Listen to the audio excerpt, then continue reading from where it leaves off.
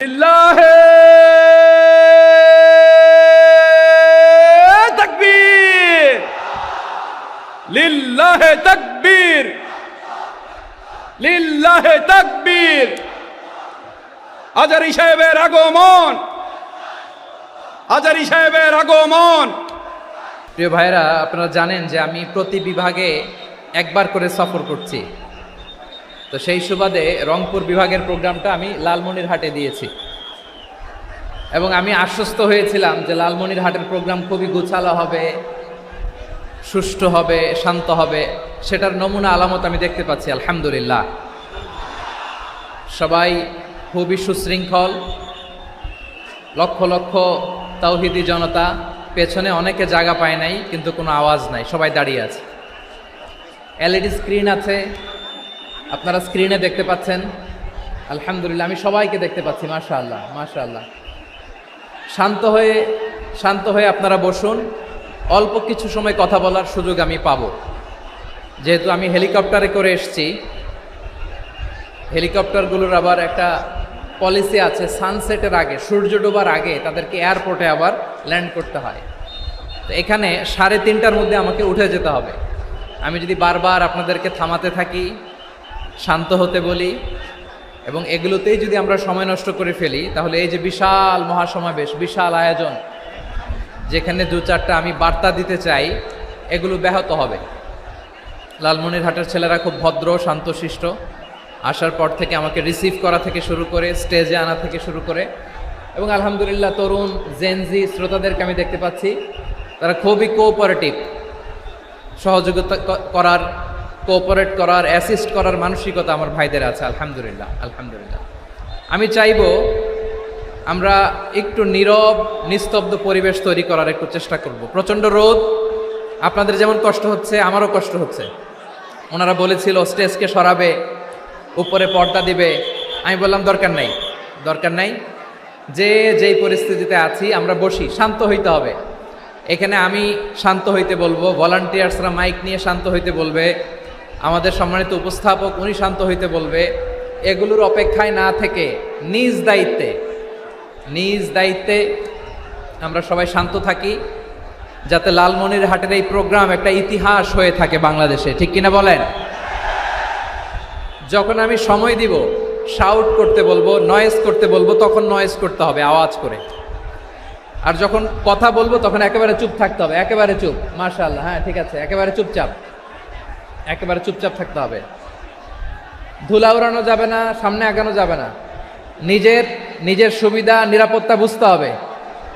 এটা কোনো রাজনৈতিক সমাবেশ না, এখানে লাফালাফি, চিৎকার চেঁচামেচি, হাত দেখানোর দরকার নেই।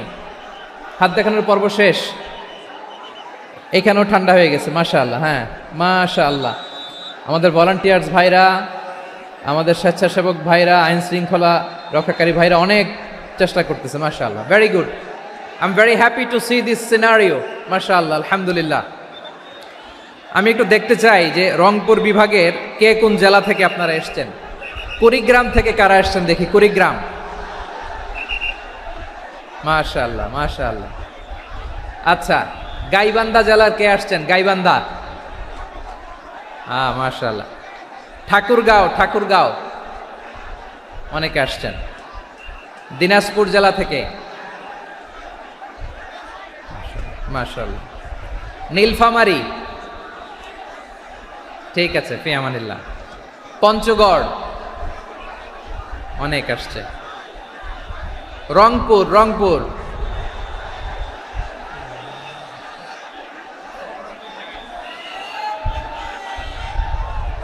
মাশাআল্লাহ মাশাআল্লাহ, ঠিক আছে। লালমনিরহাটের কারা দেখি, লালমনিরহাট,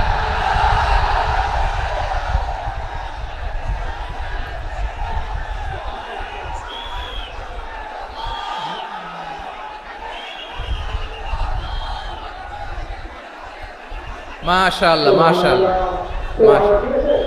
মাশাআল্লাহ।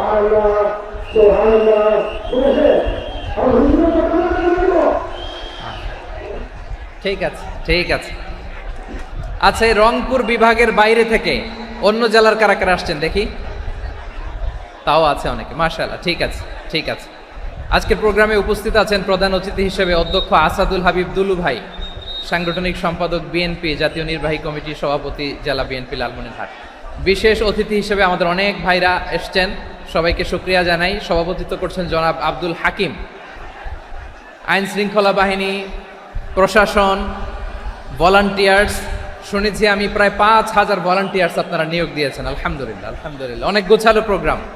আমার প্রাণ ঢালা ভালোবাসা জানবেন, আমার হৃদয়ের গহীন থেকে ভালোবাসা নেবেন, শুভেচ্ছা জানবেন সবাই। ঠিক আছে, ঠিক আছে। প্রিয় ভাইরা, আমরা আর কাল বিলম্ব না করে মূল আলোচনায় চলে যেতে চাই। আজকে যে টপিকের উপর আমি কথা বলবো, টপিকটা হচ্ছে peaceful coexistence and communal harmony, শান্তিপূর্ণ সহাবস্থান এবং সাম্প্রদায়িক সম্প্রীতি। আমাদের বাংলাদেশে সাম্প্রদায়িক সম্প্রীতি আছে না নাই? আবহমান কাল থেকে আমরা মুসলিম, হিন্দু, বৌদ্ধ, খ্রিস্টান, পাহাড়ি, নৃগোষ্ঠী মিলেমিশে একাকার, আমরা সবাই মিলে বাংলাদেশ। আওয়াজ করে বলেন ঠিক কিনা? আমাদের পারস্পরিক সম্প্রীতি, ভালোবাসা, সৌহার্দ্যপূর্ণ আচরণ, বোঝাপড়া, এটা বেশ মজবুত, বেশ মজবুত। তবে মাঝে মাঝে আমাদের এই সম্প্রীতির ভেতরে অনেকে ফাটল ধরাতে চায়। আমরা যে সুখে আছি, শান্তিতে আছি, এটা অনেকের ভালো লাগে না, ঠিক কিনা বলেন? আমাদের মধ্যে সাম্প্রদায়িক সম্প্রীতি, সৌহার্দ্যপূর্ণ আচরণ, ভালোবাসা, এটা আবহমান কাল ধরে আছে। তার প্রমাণ, আমরা তাফসিরুল মাহফিলের আয়োজন করলে আমাদের হিন্দু ভাইরা ডিস্টার্ব করে না, ঠিক কিনা? এবং আমি যদি বলি হাত তোলেন, হিন্দু ধর্মের কারা কারা এসেছেন, কত শত কত হাজার যে হাত উঠবে, আপনি অবাক হয়ে যাবেন। আমি চাচ্ছি না হাত উঠাতে। খুলনাতে সর্বশেষ যে আমি প্রোগ্রাম করে গেলাম, সেখানে কয়েকশো হিন্দু ভাই আসছে আমাদের আলোচনা শুনতে, আলহামদুলিল্লাহ। অনেক বৌদ্ধরা আসে, অনেক খ্রিস্টানরা আসে। এবার সফরেও অনেক হিন্দু ভাইরা আমার সাথে দেখা করেছে। তারা বলেছে, হুজুর আমরা আপনার আলোচনা শুনি। আলহামদুলিল্লাহ বলেন। So it's our responsibility to present our religion to our non-Muslim brothers and sisters. আমাদের অমুসলিম ভাই বোনদের কাছে ইসলামের সৌন্দর্য তুলে ধরা, এটা আমাদের দায়িত্ব। We all are the ambassador of Islam. আমরা প্রত্যেকে দায়িত্বশীল, আমরা প্রত্যেকে এক একজন ইসলামের অ্যাম্বাসেডর। আলহামদুলিল্লাহ বলেন। এজন্য এমনভাবে দ্য বিউটি অফ ইসলাম, ইসলামের সৌন্দর্য আমাদেরকে ফুটিয়ে তুলতে হবে, যাতে করে নন মুসলিমরা শাহাদা পড়ে, কালিমা পড়ে মুসলমান হয়ে যায়। অনেক নন মুসলিম ভাই বোন আমাদের হাতে শাহাদা পড়ে, কালিমা পড়ে মুসলমান হয়েছে, অনেক। সো আমরা যেন ইসলামের বিউটিটাকে তুলে ধরতে পারি এবং এই যে সম্প্রীতি, এটাকে যেন আমরা অটুট রাখতে পারি। আদতে আদতে বাংলাদেশের ইতিহাস বলে আমাদের দেশে কোনো দাঙ্গা নাই, আছে? লালমনিরহাটের ভাইয়েরা আওয়াজ করে বলেন, আমাদের দেশে হিন্দু মুসলিম দাঙ্গা আছে? আমরা ভাই ভাই, আওয়াজ করে বলুন তো, আমরা কি ভাই ভাই? কিন্তু কিছু দুষ্ট লোক আছে, তারা আমাদের সম্পর্কের মধ্যে ফাটল ধরাতে চায়, ঠিক কিনা বলেন? মাঝে মাঝে ঝগড়া লাগাতে চায়।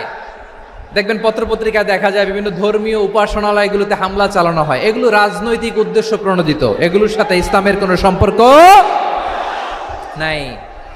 এজন্য এই দুর্বৃত্তদের ব্যাপারে আমাদের সাবধান থাকতে হবে। আমরা সবসময় যেমনি ঐক্যবদ্ধ, ইউনাইটেড, আমরা যদি এরকম ইউনাইটেড থাকি, এই সমস্ত দুর্বৃত্তদের কালো হাত ভেঙে দিতে আমাদের 1 ঘন্টাও লাগবে না। চিল্লায় বলো ঠিক কিনা? আমরা সংঘবদ্ধ থাকব। এই যে আমাদের পিসফুল কোএক্সিস্টেন্স, শান্তিপূর্ণ সহাবস্থান। হিন্দুরা পূজা করে, যেদিন হিন্দুদের পূজা অনুষ্ঠান, আমরা ওই দিন তাফসির মাহফিল করি না, ঠিক কিনা বলেন? যেদিন আমাদের তাফসিরুল কোরআনের প্রোগ্রাম, ওই দিন আমাদের হিন্দু ভাইরা ডিস্টার্ব করে না। সুবহানাল্লাহ। হিন্দুদের পূজা অনুষ্ঠানে মাদ্রাসার ছাত্র যে পাহারা দেয়, গোটা বিশ্বে এরকম দৃষ্টান্ত, নজির বিরল, ঠিক কিনা বলেন? আইন শৃঙ্খলা বাহিনীর পাশাপাশি মাদ্রাসার ছাত্ররা যে সেখানে পাহারা দেয়, গোটা পৃথিবীতে এই দৃষ্টান্ত আপনি পাবেন। মাদ্রাসার ছাত্ররা, তারা তো কোরআনের ধারক, তারা হাদিসের ধারক, তারা কেন মন্দির পাহারা দিবে? এই সম্প্রীতিকে ধরে রাখার জন্য, এই সৌহার্দ্যকে ধরে রাখার জন্য, আমাদের পারস্পরিক ভালোবাসাকে অটুট রাখার জন্য। আওয়াজ করে বলতে হবে ঠিক কিনা? এখন বলেন, আমাদের এই ভালোবাসা অটুট থাক, আমরা চাই কি চাই না? আমরা হিন্দু মুসলিম মিলেমিশে শান্তিপূর্ণ সহাবস্থান, সাম্প্রদায়িক সম্প্রীতি, লালমনিরহাটের ভাইয়ের আওয়াজ করে বলুন, এই সাম্প্রদায়িক সম্প্রীতি আমরা চাই কি চাই না? আল্লাহ এই দেশকে তুমি বরকতময় করো, বাংলাদেশকে তুমি শান্তিময় করো। আওয়াজ করে সবাই বলেন আমিন। এই জায়গাটাতে সামান্য একটু আওয়াজ হচ্ছিল, এটাও থেমে গেছে, আলহামদুলিল্লাহ আলহামদুলিল্লাহ। এখন একেবারে everything is in my control, মাশাআল্লাহ। ঠিক আছে, আমি মূল আলোচনায় যাই। প্রিয় ভাইরা, আমি বলেছিলাম আমার আলোচনার বিষয় হচ্ছে শান্তিপূর্ণ সহাবস্থান, সাম্প্রদায়িক সম্প্রীতি। আমরা দেখব ইসলাম আমাদেরকে কি কি দিক নির্দেশনা দেয়। শান্ত হইতে হবে, খরগোশের কানের মতো কান দুটো আমার দিকে করে রাখেন। আমি এখনো উঠে যাব, হাত নাড়ায় লাভ নাই, আমি উঠে যাব। তাকায় থাকো আর কান খাড়া, আওয়াজ হবে না। হ্যাঁ, মাশাআল্লাহ মাশাআল্লাহ, ঠিক আছে। আমরা দেখব যে রাসূল সাল্লাল্লাহু আলাইহি ওয়াসাল্লাম এই পিসফুল কোএক্সিস্টেন্সের জন্য আমাদের কি শিখিয়েছেন, কি কি গাইডলাইন দিয়েছেন। আমরা 1 2 3 4 করে এগুলো আপনাদের সাথে শেয়ার করব। আমি আপনাদের খেদমতে সূরাতুল আনআমের 108 নম্বর আয়াত তেলাওয়াত করেছি। এখানে আল্লাহ রাব্বুল ইজ্জা ওয়াল জালাল তিনি ইরশাদ করছেন, ওয়ালা তাসুব্বুল্লাযীনা ইয়াদউনা মিন দুনিল্লাহি ফায়াসুব্বুল্লাহা আদওয়াম বিগাইরি ইলম কাযালিকা যায়্যান্না লিকুল্লি উম্মাতিন আমালাহুম সুম্মা ইলা রাব্বিহিম মারজিউহুম ফায়ুনাব্বিউহুম বিমা কানু ইয়ামালুন। রব্বুল আলামিন বলেন, গোলাম ও আমার ইমানদার বান্দারা শোনো শোনো, ও আমার বিশ্বাসী বান্দারা শোনো শোনো, লা তাসুব্বুল্লাযীনা ইয়াদউনা মিন দুনিল্লাহ ফায়াসুব্বুল্লাহা আদওয়াম বিগাইরি ইলম। ও আমার বিশ্বাসী বান্দারা, যারা আল্লাহকে ব্যতি রেখে, আল্লাহকে বাদ দিয়ে অন্য উপাস্যকে ডাকে, দেবীর পূজা করে, দেবতাদের পূজা করে, তোমরা খবরদার তাদের গালি দিও না। আওয়াজ করে বলেন, কি দিও না? আল্লাহ বলেন, ও বিশ্বাসীরা শোনো, যারা আল্লাহকে বেছে রেখে দেবীর পূজা করে, অন্য উপাস্যের পূজা করে, তাদেরকে ডাকে, ওই দেবতাদেরকে তোমরা গালি দিও না। যদি ওই দেবতাদেরকে গালি দাও তাহলে ভুলবশত, শত্রুতাবশত তারা তোমাদের রব আল্লাহকে গালি দেবে, ঠিক কি না? তোমরা যদি তাদের দেবতাদের গালি দাও, ওরা রেগে তোমার আল্লাহরে গালি দিবে, তাহলে আল্লাহরে গালি খাওয়ানোর কারণ হয়ে গেলাম আমি, ঠিক কি না? বলেন।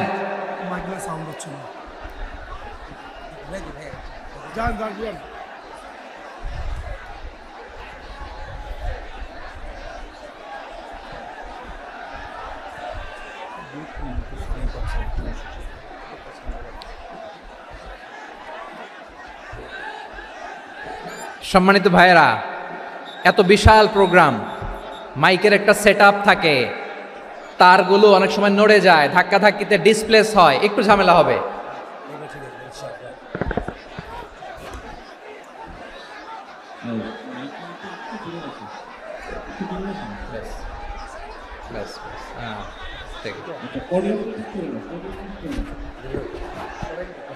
ঠিক আছে, একটু একটু সমস্যা হবে মাঝে মাঝে। আপনারা শান্ত থাকলে, শান্ত থাকতে হবে। এইভাবে সাউন্ড নাই, এই নাই, এই বলতে বলতে আমার সময়ও নাই, উঠে যেতে হবে। এগুলো বোকামি। এই বিভাগীয় প্রোগ্রামগুলোতে যাই, চিৎকার চেঁচামেচি করে তোমরা আসো, সময় শেষ, আমাকে উঠে যেতে হয়। আমরা তো বঞ্চিত হলাম। গুরুত্বপূর্ণ অনেক কথা শোনাবো তোমাদের, অনেক। প্রিয় ভাইরা, আপনারা শান্ত হয়ে বসুন, শান্ত হয়ে। রব্বুল আলামিন বলেন, খবরদার বিশ্বাসীরা, আল্লাহ ছাড়া যারা অন্যান্য উপাস্যদেরকে ডাকে, দেবতাদেরকে ডাকে, তাদেরকে তোমরা গালি দিও না। ওই সমস্ত দেবতাদেরকে যদি তোমরা গালি দাও তাহলে তারা আল্লাহকে গালি দিবে, ঠিক কিনা বলেন? আমরা দেবতাদের গালি দিলে ওরা আল্লাহকে গালি দিবে। রব্বুল আলামিন বলেন, খবরদার দেবতাদেরকে গালি দিও না, তাহলে ওরা তোমার রব আল্লাহরে গালি দেবে। প্রতিটি জাতির জন্য তাদের কাজকে আমি আল্লাহ সুশোভিত করে রেখেছি। তারা সবাই একদিন আমার কাছেই ফিরে আসবে। এরপর আমি রব্বুল আলামিন তাদের আমলনামা তাদেরকে জানিয়ে দেব। সুবহানাল্লাহ পড়েন। প্রিয় ভাইয়েরা, আল্লাহ তাআলা বলেছেন খবরদার গালি দিও না। আদেশটা কার? আওয়াজ করে বলেন তো। হিন্দুদের দেবতা দেবদেবীদেরকে গালি দেওয়া যাবে না। আওয়াজ করে বলুন প্রিয় ভাইয়েরা, এই আদেশটা কার? এই আপনাদের গলার আওয়াজ। অন্য ধর্মের দেবতাদেরকে যে গালি দেওয়া যাবে না, এই আদেশটা কার? আরো জোরে বলুন কার? গালি দিবেন কোন দেবতাকে? দিবেন? যদি দেন তাহলে ওরা আল্লাহরে গালি দিবে। তাহলে আল্লাহরে গালি খাওয়াইলো কে? আপনি। ঠিক কিনা বলেন? আমি আল্লাহকে গালি খাওয়ানোর কারণ হলাম। কারণ আমি যদি গালি না দিতাম ওরা আমার রবকে গালি দিত না। আওয়াজ করে বলেন ঠিক কিনা? তাহলে প্রিয় ভাইয়েরা, ইসলাম আমাদেরকে শিখায়, সূরাতুল আনআমের 108 নম্বর আয়াত থেকে আমরা বুঝলাম কোনো ধর্মকে ছোট করা যাবে না। অন্য ধর্মকে ছোট করা মানে ইসলামকে ছোট করা। অন্য ধর্মের দেবতাকে গালি দেওয়া মানে আল্লাহকে গালি খাওয়ানো। আওয়াজ করে বলেন ঠিক কিনা? খবরদার, এটা করা যাবে না। আর অন্য ধর্মের দেবতাকে যদি আপনি গালি দেন, ওরা ইসলাম থেকে দূরে সরে যাবে। যাও ইসলামের প্রতি আকৃষ্ট হয়েছিল আর কোনোদিন ইসলামের ধারে কাছে আসবে না। আওয়াজ করে বলেন ঠিক কিনা? এজন্য কখনো কোনোদিন অন্য ধর্মের দেবতাদেরকে গালি দেওয়া যাবে না। অন্য ধর্মের কোনো দেবতাদেরকে আমরা গালি দিব না, গালি দিব না। বরং ইসলামের beauty, the beauty of Islam, ইসলামের সৌন্দর্যকে আমরা তুলে ধরব। আমরা যদি বিশ্বনবী সাল্লাল্লাহু আলাইহি ওয়াসাল্লামের জীবনের দিকে তাকাই, তাহলে আমি দেখব বিষ্ণু ইসলাম মক্কাতে কিংবা মদিনাতে অন্য ধর্মের লোকদের সাথে খুব পিসফুলি লাইফ লিড করেছেন। হোক মুশরিক, হোক খ্রিস্টান, হোক ইহুদি, বিশ্বনবী সবার সাথে মিলেমিশে ছিলেন। আলহামদুলিল্লাহ বলেন। ইসলাম হচ্ছে পিসফুল রিলিজিয়ান। অন্য ধর্মের প্রতি সহনশীলতার সবক ইসলাম আমাদেরকে দেয়। কিন্তু প্রতিটি মুসলিমের এটা মনে রাখতে হবে, আল্লাহর কাছে পছন্দনীয় গ্রহণযোগ্য ধর্ম জীবনাদর্শ একটি, সেটা হচ্ছে ইসলাম। আওয়াজ করে বলেন সেটা কি? লালমনিরহাটের ভাইয়েরা আওয়াজ করে বলুন, আল্লাহর কাছে মনোনীত ধর্ম একটি, সেটা কি? এজন্য রব্বুল আলামিন বলেন ইন্নাদ-দীনা ইনদাল্লাহিল ইসলাম, আল্লাহর কাছে মনোনীত গ্রহণযোগ্য অ্যাকসেপ্টেড ধর্ম মতাদর্শ একটা, সেটা হলো ইসলাম। ইসলাম ছাড়া অন্য কোনো ধর্ম যদি কেউ তালাশ করে, তার ওই ধর্ম আল্লাহ গ্রহণ করবে না। ওমাই ইয়াবতাগি গায়রাল ইসলামি দীনান ফালাই ইউকবালা মিন ওয়া হুয়া ফিল আখিরাতি মিনাল খাসিরিন।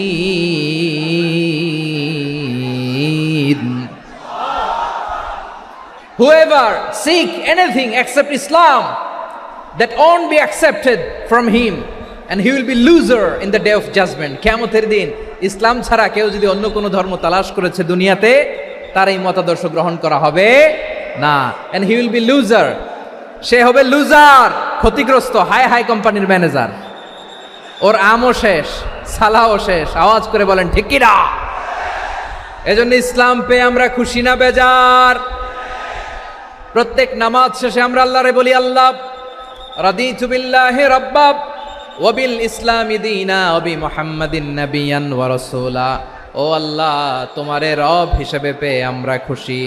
ও আল্লাহ, ইসলামকে ধর্ম হিসেবে পেয়ে আমরা খুশি।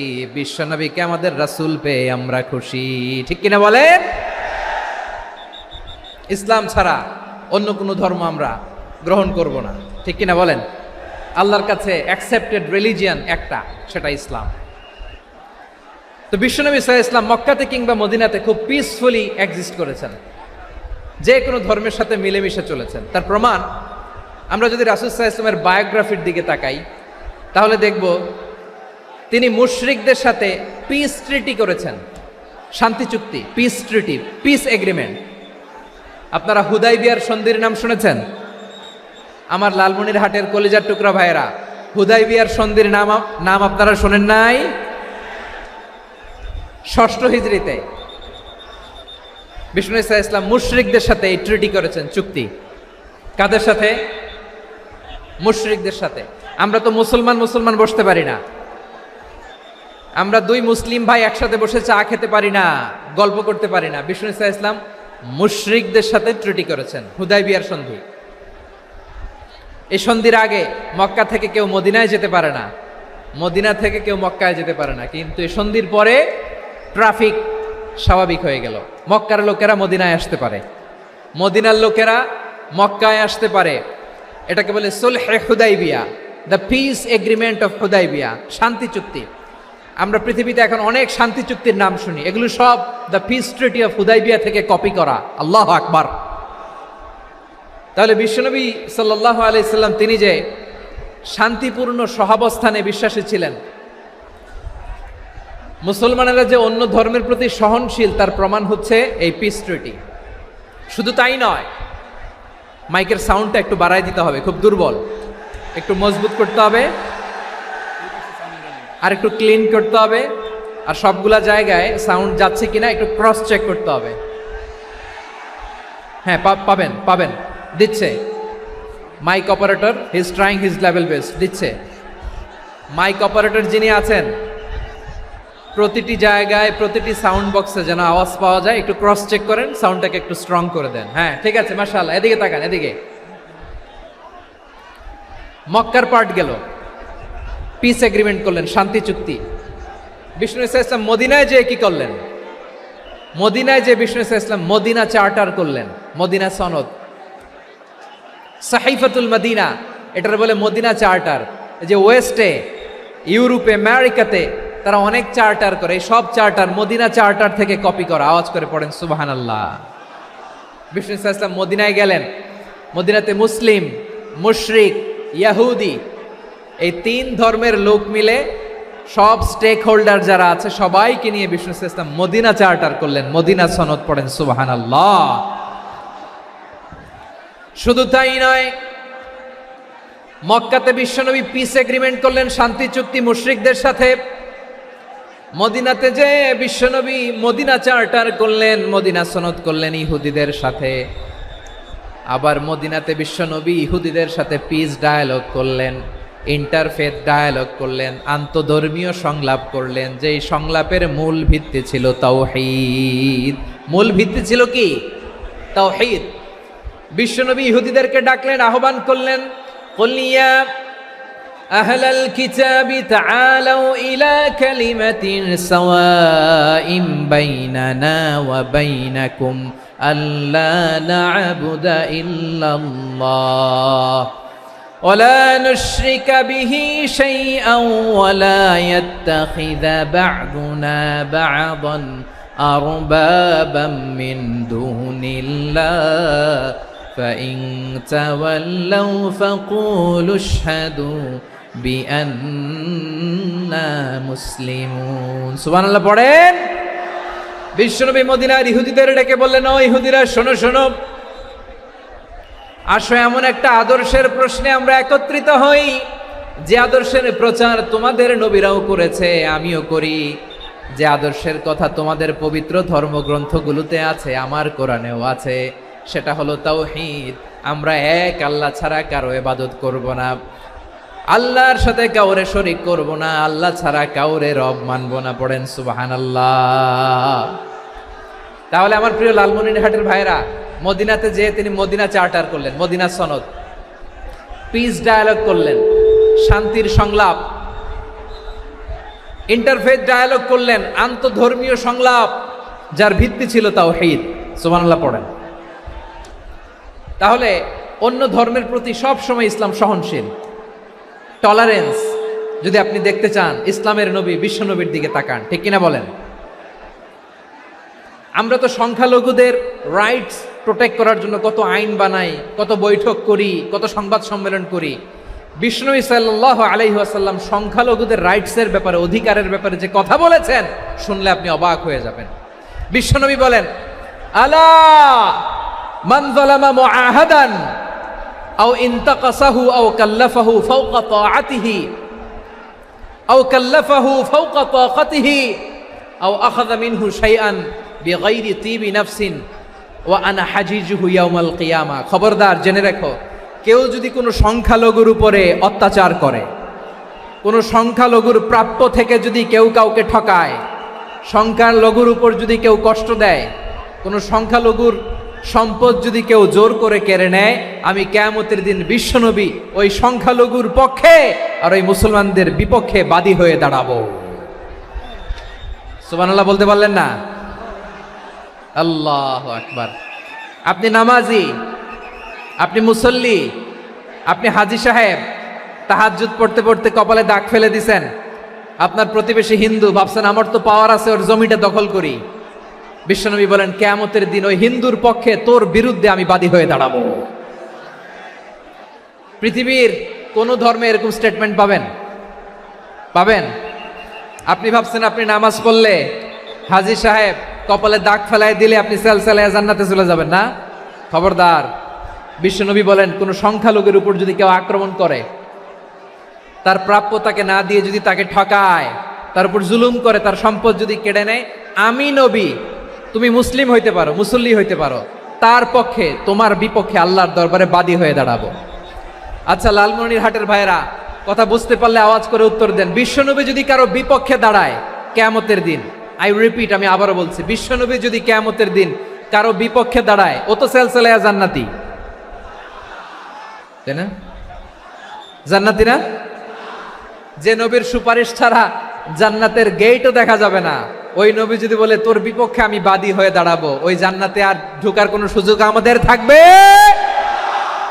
এখানেই শেষ না আমার প্রিয় লালমনিরহাটের ভাইয়েরা, এখানেই শেষ নয়। বিশ্বনবী বলেন মান কাতালা মুআহাদান, বুখারীর বর্ণনা, মান কাতালা মুআহাদান লাম ইয়ারাহ রাইহাতাল জান্নাহ।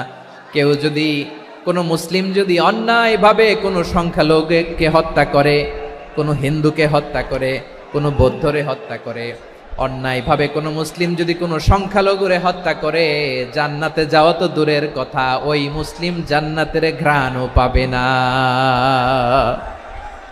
সেই বুখারীর বর্ণনা, মান কাতালা মুআহাদান লাম ইয়ারাহ রাইহাতাল জান্নাহ ওয়া ইন্না রিহাহা লা ইউজাদু মিন মাসিরাতি 40 আমা। যে জান্নাতের ঘ্রাণ 40 বছর দূরের রাস্তা থেকেই পাওয়া যায়। সুবহানাল্লাহ পড়েন। প্রিয় ভাইরা, এখান থেকে জান্নাতে পৌঁছতে লাগবে 40 বছর। এত দূর, কত বছর? সবাই বলেন কত বছর? এখান থেকে জান্নাতে পৌঁছতে লাগবে 40 বছর। এত দূরে থাকতেই জান্নাতের ঘ্রাণ আপনার নাকে এসে ধাক্কা মারবে।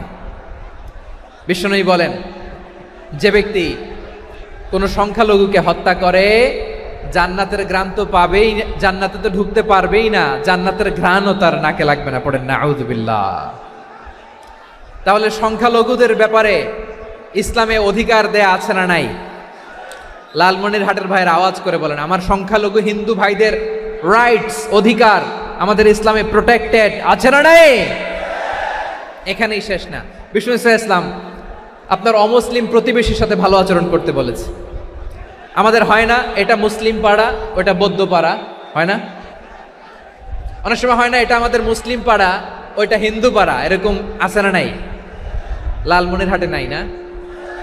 আছে? হিন্দু যদি আপনার প্রতিবেশী হয় কি করবেন? ওর কষ্ট দিবেন নাকি? কেন? ও তো হিন্দু, ও তো আমার আল্লাহরে ডাকে না, ওরে কষ্ট দিলে জায়েজ হবে না? খবরদার। বিষ্ণু ইসলাম বলেন মান কানা ইউমিনু বিল্লাহ ওয়াল ইয়াউমিল আখির ফালিউকরিম জারাহ। যে আল্লাহ বিশ্বাস করে আর আখিরাতে বিশ্বাস করে, সেজন্য প্রতিবেশীর সাথে ভালো আচরণ করে।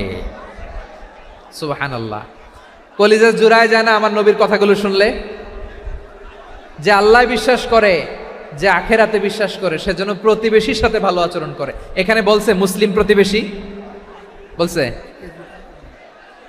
নামাজি প্রতিবেশী, বলছে আল্লাহওয়ালা প্রতিবেশী, বলছে না। প্রতিবেশী আস্তিক হোক নাস্তিক হোক, প্রতিবেশী মুমিন হোক মুশরিক হোক, প্রতিবেশী হইলেই তার সাথে ভালো আচরণের দরকার আছে না নাই?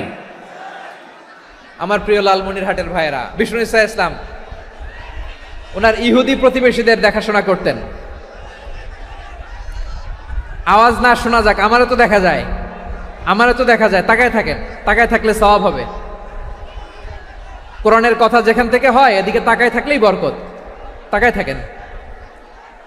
জি জি, মাইক, আমি তার মাইক ঠিক করতে আসি না এদিকে, এই মাইক ঠিক করব, ওই মাইক ঠিক করব, ওদিকে পাইলট বলবে হুজুর চলে আসেন। জি বসুন, বসুন, মাশাআল্লাহ। হ্যাঁ, খুব শান্ত, ঠিক আছে। পুলিশ ভাইরা না খেয়ে দিনরাত আপনারা যাতে সুশৃঙ্খল একটা প্রোগ্রাম উপহার পান, এটাই চেষ্টা করতেছে, আপনাদেরকে কষ্ট দিতে আসে নাই, একটু একটু সহযোগিতা করেন। জি মাশাআল্লাহ, হ্যাঁ ঠিক আছে। আমার প্রিয় ভাইরা, প্রতিবেশী আস্তিক হোক নাস্তিক হোক, মুসলিম হোক হিন্দু হোক, তার সাথে ভালো আচরণ করতে হবে। বিষ্ণু ইসা ইসলাম ওনার ইহুদি প্রতিবেশীর বাসায় যেতেন। কোন প্রতিবেশী? ইহুদি। আওয়াজ করে বলেন, কোন প্রতিবেশী? ইহুদি। এক ইহুদি কিশোর বিষ্ণু ইসা ইসলামের খেদমত করতে, ইহুদি ছেলে আমার নবীর খেদমত করতো, তারা ছিল নবীর প্রতিবেশী। তো অনেক দিন হয় ইহুদি ছেলেটা আসে না। বিষ্ণুনবী খোঁজ দিলেন, ঘটনা কি? একটা ইহুদি ছেলে না আমার খেদমতে আসতো, ছেলেটা কই? খোঁজ নিয়ে জানলেন ছেলেটা অসুস্থ। বিষ্ণু ইসা ইসলাম ওই ইহুদির বাড়িতে চলে গেলেন ওই ছেলেটাকে দেখা করার জন্য, ভিজিট করার জন্য। সুবহানাল্লাহ পড়বেন না? গেলেন, যে দেখে ইহুদি ছেলেটা মুমূর্ষ, যান যান যায় যায় ভাব, বিছানায় পড়ে আছে, তার বাবা দাঁড়ানো। বিশ্বনবী তার মাথার পাশে বসলেন, মাথায় হাত বুলিয়ে দিলেন, আর ছেলেটাকে বললেন আসলিম, হে ইহুদি ছেলে আসলিম, ইসলাম ধর্ম গ্রহণ করো। তো ছোট্ট ছেলে ভাবে আমরা ইহুদি, এখন ইসলাম ধর্ম গ্রহণ করলে আব্বা যদি বকা দেয়, ফানাযারা ইলা ওয়াজহি আবি, ছেলেটা তার বাবার চেহারার দিকে তাকালো, দেখি আব্বা কি কয়। আব্বা যদি বলে তাইলে ইসলাম ধর্ম গ্রহণ করব। ইহুদি ছেলেটা তার বাবার দিকে যখন তাকালো, ওর বাবা বলে আতি আবুল কাসিম, আবুল কাসিম যা বলে তাই করো। আবুল কাসিম হচ্ছে বিষ্ণু ইসা ইসলামের একটা কুনিয়াত, উপনাম। আমার রাসূলের বড় ছেলের নাম ছিল কাসেম। যেমন দেখবেন আমাদের এলাকায় কারো ছেলের বড় ছেলের নাম যদি হয় আব্দুল্লাহ, এরা আব্দুল্লাহর বাপ বলে ডাকে। কারো বড় মেয়ের নাম যদি হয় ফাতেমা, এরা কি ডাকে? ফাতেমার বাপ বলে না? তো বিষ্ণু ইসা ইসলামের বড় ছেলের নাম ছিল কাসেম। ইহুদি বাবা বলল আতি আবুল কাসেম, আবুল কাসেম যা বলে তাই শোনো, মানে মোহাম্মদ যা বলে তাই শোনো। এই কথা শুনে ছেলে সাহস পাইছে, ছেলে আবার পড়তে আরম্ভ করলো আশহাদু আল্লাহ ইলাহা ইল্লাল্লাহ ও আশহাদু আন্না মুহাম্মাদার রাসূলুল্লাহ, পড়েন আল্লাহু আকবার। বিশ্বনবীর আহ্বান শুনে ওই আহ্বানে সাড়া দিয়ে ইহুদি ছেলে শাহাদা পড়ে মুসলমান হয়ে গেল। তার হৃদয়টারে ইমানের নূর দিয়ে আলোকিত করে দিল কে? প্রিয় ভাইরা, এবার রাসূল সাল্লাল্লাহু আলাইহি ওয়াসাল্লাম বের হয়ে আসলেন ঘর থেকে, আর বললেন আলহামদুলিল্লাহিল্লাযী আনকাযাহু মিনান নার, প্রশংসা সে আল্লাহর যে আল্লাহ জাহান্নামে চলে যাচ্ছিল প্রায় এমন একটা লোককে মুহূর্তের মধ্যে কালেমায়ে শাহাদাতের বদৌলতে জান্নাতি বানায় দিলেন। আওয়াজ করে পড়েন সুবহানাল্লাহ। এই হাদিস থেকে আমরা কি শিখলাম? What is the moral of the story? এক নম্বর স্টোরি হলো, প্রতিবেশী ইহুদি হোক হিন্দু হোক, যাবেন, সুসম্পর্ক রাখবেন, উপহার দিবেন, বিপদে পাশে দাঁড়াবেন, তাইলেই তো আপনাদের প্রতি, মুসলমানদের প্রতি তারা আকৃষ্ট হবে, ঠিক কিনা বলেন? আপনি যদি হিন্দুদের সাথে বৌদ্ধদের সাথে নাই মিশেন, নাস্তিকের কাছে নাই যান, তো ইসলামের সৌন্দর্যটা ওরা বুঝবে কেমনে? আমার অনেক হিন্দু পরিচিত ভাই আছে, ওরা আমাদের ইফতারির প্রোগ্রামে এসে একসাথে ইফতারি করে। অনেক মদখোর আমার সাথে বসে একসাথে ডিনার করে, হাফ প্যান্ট পরা, গলায় স্বর্ণের চেইন, হাতে স্বর্ণের ব্রেসলেট, আইসা আমার সাথে ডিনার করছে, আছে এরকম। গাঁজাখোর, আমি বলে আসো, welcome welcome to my dinner, আসো বসো, বসলেই তো আমি ওর ডিএনএ, চিন্তার ডিএনএ চেঞ্জ করে দেওয়ার সুযোগ পাবো, চিল্লায় বলো ঠিক কিনা? আসতে হবে আমার কাছে। Hour door is open, the door of Islam is open 24/7। সব সময় আমাদের ইসলামের দরজা আমার অমুসলিম ভাইদের জন্য খোলা আছে না নাই? এই হাদিস থেকে দুইটা শিক্ষা। এক নম্বর শিক্ষা, প্রতিবেশী মুসলিম হোক অমুসলিম হোক, যান, অসুস্থ হইলে একটু আপেল নিয়ে যান, আঙ্গুর নিয়ে যান, কমলা নিয়ে যান, তাদের সাথে ভালো আচরণ করেন। ইসলামের বিউটি দেখে, সৌন্দর্য দেখে অবাক হবে, নসিব ভালো হলে কোনোদিন কালিমা পড়ে মুসলমান হয়ে যাবে, ঠিক কিনা বলেন? তাহলে অমুসলিমের সাথে ভালো সম্পর্ক। বিশ্বনবী ইহুদির বাড়িতে গেলেন, ইহুদির বাড়ি, আর আমার মুসলমান ভাই আমার কাফের বলে, এরকম আছে না নাই? মুসলিমরা দেখতে পারে না, সহ্য করতে পারে। বিষ্ণু ইসলাম ইহুদির বাড়িতে গেলেন, এটা একটা শিক্ষা। আরেকটা শিক্ষা হলো, ভাইয়েরা ধাক্কা মেরে এসে সামনে এসে কি লাভ? প্রোগ্রাম তো শেষ হচ্ছে, এখনই শেষ হচ্ছে, তো এই যে আমাদের বকশি ভাই ওয়াদা নিল, হাত তোলালো, মিম বলে এত কথা বলল, তো আমি জেলায় জেলায় যে খালি হাত নাড়াই তোমাদের জন্য নাকি? হ্যাঁ, হাত নাড়াই শুধু, এই ধাক্কাইতে ধাক্কাইতে এদিকে এসে হাত নাড়াইতেছে। হয়েছে তো, দেখলাম তো, ঠিক আছে, মাশাআল্লাহ, অনেক সুশৃঙ্খল, অন্যান্য যে কোনো জেলার চেয়ে অনেক সুশৃঙ্খল। আমার দিকে তাকাও, আমার দিকে তাকাও, ঠিক আছে। এই যে দাঁড়িয়ে আছে, একটা ছেলে নড়ে না, দেখছেন? মাশাআল্লাহ, মাশাআল্লাহ, মাশাআল্লাহ। হ্যাঁ, এইভাবেই। আর কয়েকটা মজাদার কথা আছে, শোনো। এই হাদিস থেকে আমাদের শিক্ষা হলো, আমার প্রতিবেশী যেই ধর্মের হোক আমি সম্পর্ক রাখবো। অসুস্থ হলে যাব, কি বলেন ভাইরা? যাবেন না? যাবেন না আপনারা? আচ্ছা, 2 নম্বর শিক্ষা হলো, বিষ্ণু ঈসা ইসলামের খাদেম ছিল ইহুদি, এতদিন খেদমত করলো, একদিনও বিশ্বনবী ওরা কালিমার দাওয়াত দেয় নাই। কারণ কি? বিশ্বনবী একটা ভালো সময়ের অপেক্ষা করতেছিলেন, প্রপার টাইমিং। দায়ীর কাজ হচ্ছে দায়ী ইলাল্লাহ, সে হচ্ছে সুযোগ সন্ধানী। দায়ী সুযোগ খোঁজে, কখন দাওয়া দিলে ব্যাটে বলে হবে, ঝোপ বুঝে কোপ মারে, ঠিক কিনা বলেন? বিষ্ণু ঈসা ইসলাম ভালো সময়ের অপেক্ষা করতেছিলেন, দেখি ভালো সময় আসুক আসুক আসুক আসুক। আস্তে আস্তে এমন সময় আসছে, ছেলে এবার মুমূর্ষ। অসুস্থ ব্যক্তির হৃদয় অত্যন্ত নরম থাকে। হসপিটালে যখন কেউ যায় তার হৃদয়টা বড্ড নরম থাকে, মৃত্যুর ভয়ে তার অন্তরটা নরম থাকে, ঠিক কিনা বলেন? এই প্রপার টাইমিং এর অপেক্ষা করতেছিলেন। যখনই টাইমিং পেয়েছেন, দাওয়াত দিলেন, পড়ো লা ইলাহা ইল্লাল্লাহ, সুবহানাল্লাহ পড়েন সবাই। তাহলে ইসলাম অমুসলিম প্রতিবেশীর সাথে ভালো আচরণ করতে বলে। ইসলাম অমুসলিম মাতা পিতার সাথেও ভালো আচরণ করতে বলে। মাতা পিতা যদি অমুসলিম হয়, তারা ফেলে দিতে পারবেন? পারবেন? পারবেন? আমার লালমনিরহাটের ভাইয়েরা, অনেক হিন্দু ছেলে আমাদের হাতে শাহাদা পড়ে মুসলিম হয়, কিন্তু ওর মা মুসলমান হয় নাই, বাবাও হয় নাই, এরকম আছে না নাই? তো ও হয়েছে মুসলিম, মা বাপ হিন্দু, এখন মা বাপ কি বাদ? হ্যাঁ, মা বাপ বাদ দেয়া যাবে? যেই মা আপনারে 9 মাস 8 মাস পেটে ধারণ করলো, আপনার মায়ের নার ছেঁড়া ধন, আপনি ওই মারে বাদ দিতে পারবেন? যেই মায়ের বুকের তাজা দুধ খেয়ে আপনি আজকে বাড়ন্ত তাজা তরতাজা, ওই মারে বাদ দেয়া যাবে? মায়ের এক ধারে দুধের দাম, কাটিয়া গায়ের চাম, পাপুষ বানাইলে ঋণের শোধ হবে না, এমন দরদি ভাবে কেউ হবে না আমার মাহাগো। মায়ের এক ধারে দুধের দাম, কাটিয়া গায়ের চাম, পাপুষ বানাইলে ঋণের শোধ হবে না, এমন দরদি ভাবে কেউ হবে না আমার মাহাগো, ঠিক কিনা? মাকে তো বাদ দেওয়া যায় না। وَقَضَى رَبُّكَ أَلَّا تَعْبُدُوا إِلَّا إِيَّاهُ وَبِالْوَالِدَيْنِ إِحْسَانًا। আল্লাহ বলে, অবধারিত 2টা ভার্ডিক তোমাদের জন্য, এক আল্লাহর ইবাদত করবা আর মা বাবার প্রতি ইহসান করবা। আদেশটা কার? মা বাবার প্রতি ইহসান করতে হবে। আমার মা হিন্দু হোক, ভালো আচরণ করতে হবে, বৌদ্ধ হোক, ভালো আচরণ করতে হবে। আমার যে সমস্ত হিন্দু ভাইয়েরা মুসলিম হয়েছে, তোমাদের মা বাবা এখনো মুসলমান হয় নাই, তাদের সাথে ভালো আচরণ করতে হবে। আপনাদের খেদমত নিজে করতে হবে, অথবা খেদমতের ব্যবস্থা করাই দিতে হবে।